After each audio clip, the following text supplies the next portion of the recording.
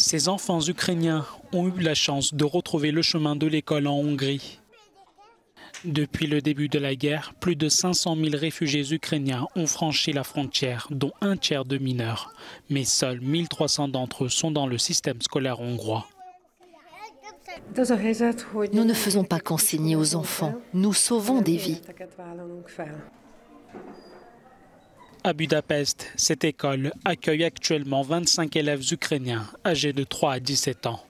Grâce à la mobilisation des enseignants et des parents d'élèves, ici, tous les enfants réfugiés reçoivent du matériel scolaire, un logement et 3 repas par jour.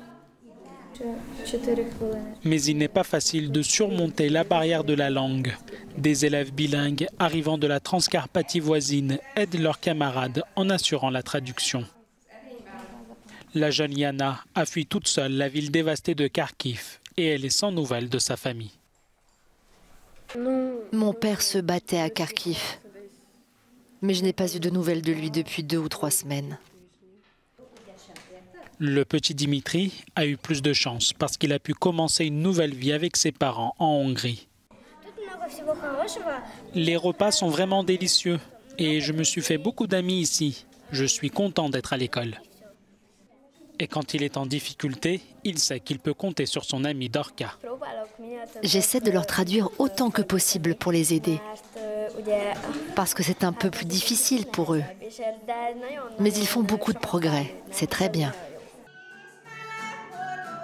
Il y a aussi des enfants qui ont besoin d'une attention plus particulière, comme Danuta, qui danse et chante avec ses camarades de classe dans cette école maternelle.